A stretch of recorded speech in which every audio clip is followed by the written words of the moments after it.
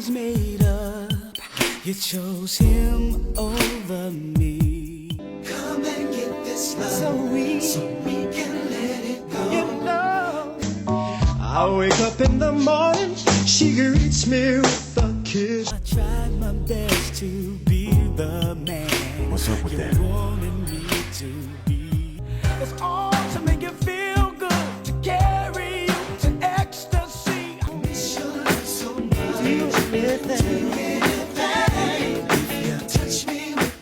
I've never lived my days like this. Time to get off. Let's get it on. I've been thinking, baby, it's not good enough for you. If you give me directions, communicate to me, baby.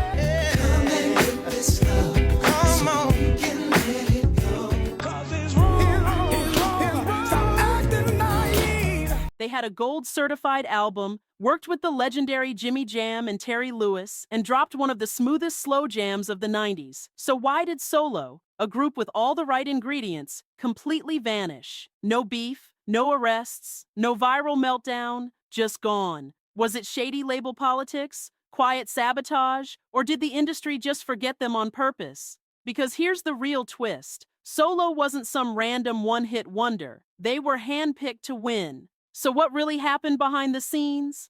Stick around. This story goes deeper than you think. Here's what most people forget. Solo wasn't just another R&B group thrown together in the studio. These were 4 actual vocalists from New York: Robert Anderson, Darnell Chavis, Unique Mac, and Dan Stokes. Real harmony, real street singer talent. They came up in Harlem, singing on street corners, the subway, anywhere people would listen. That's how they got discovered. Old school hustle. And guess who took notice? Jimmy Jam and Terry Lewis. Yes, the Jimmy Jam and Terry Lewis. Producers behind Janet Jackson, Boys II Men, New Edition. That's not some low-level cosign. That's like getting a golden ticket. In 1995, they dropped their debut self-titled album under Perspective Records. And when I say it was smooth, I mean silk on satin smooth. Tracks like Heaven and Where Do You Want Me to Put It had R&B radio on lock. The album went gold. They even landed a cover of Sam Cooke's A Change Is Gonna Come and crushed it. This was a group with real vocals, industry royalty behind them, and early sales success. So, tell me, how does a group like that just disappear? Let's talk about what the industry doesn't want to admit and how the rug got pulled fast. So here's where the cracks started forming. Perspective Records. Sounds solid, right? Founded by Jam and Lewis themselves, it was supposed to be a label built for artists like Solo. But here's the thing. Perspective was actually a subsidiary under A&M Records. That means whatever happened upstream trickled down hard. And by the late 90s, A&M was in trouble. The label got absorbed, executives were shuffled around, and eventually, Perspective Records folded completely. Just like that. No more label, no more promo budget, no more marketing. And Solo? They got left holding the bag. What's wild is that even with a successful debut and industry titans behind them, once the label went under, the momentum died. There was no major push for a second album, no plan B. It's like the business decided their story was already over. And without that machine behind them, radio, touring, TV slots, the group couldn't survive on talent alone. But losing your label is one thing. Losing your team's trust and money, that's a whole different drama. Let's get into the finances next, because the whispers about Solo's management are even messier. Now here's where things get really murky. After the label folded, the big question became, who's paying who? The truth is, money drama destroys more R&B groups than bad reviews ever will. And with Solo, it wasn't loud. It was quiet tension, real hush-hush. But you can read between the lines. No second album, no major tours, and members slowly drifting in different directions. There were murmurs about bad management, deals that didn't make sense, studio time that was promised, then never materialized. And we've seen this play out before. When the label disappears, all that trust falls on your team. If your manager fumbles the bag, it's game over. And let's not forget, this is a 4-member group, 4 egos, 4 voices, 4 families expecting checks. Once money starts getting funny, that harmony turns into chaos real quick. It wasn't a public meltdown, but insiders say things got tense behind the scenes. Passive-aggressive shade, missed meetings, members stopped showing up.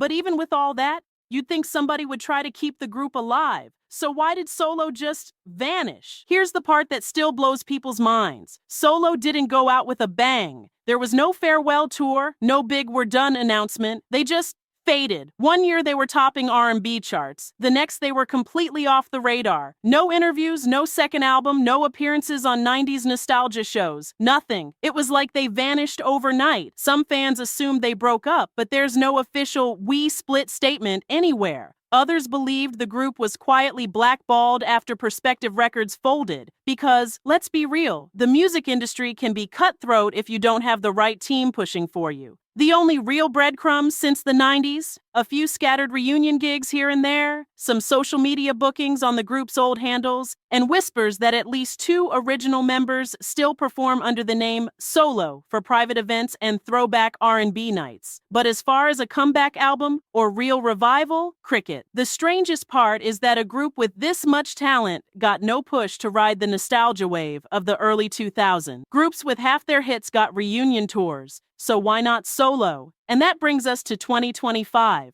Are they still around? Or is Solo officially a ghost of the 90s?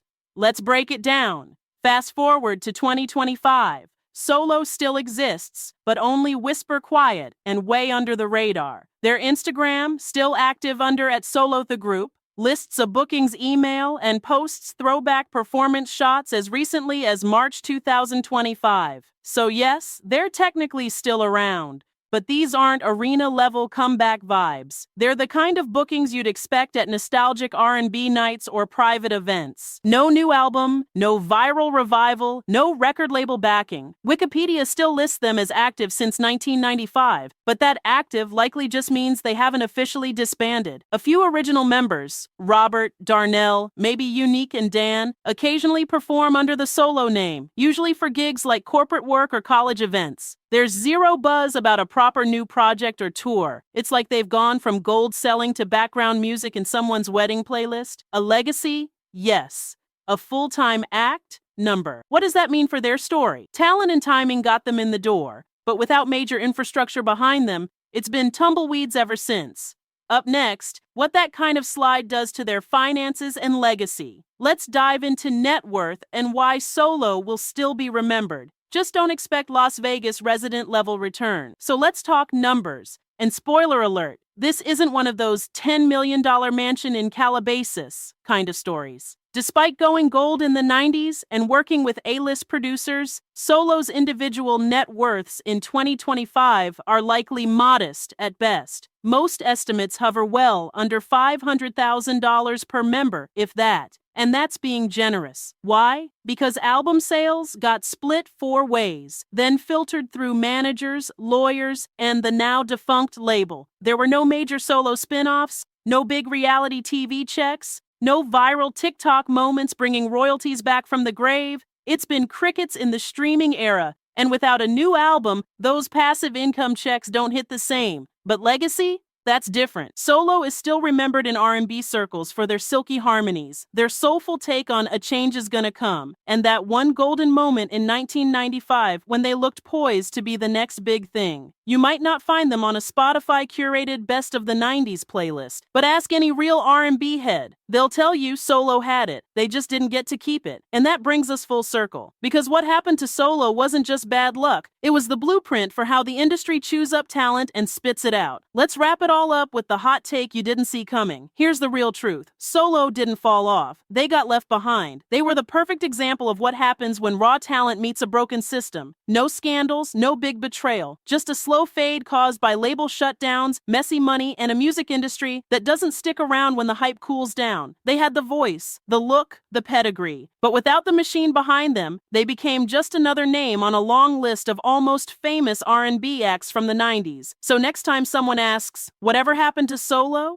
Just tell them they got caught in the industry's blind spot. And for a group called Solo, maybe the name was more prophetic than we thought.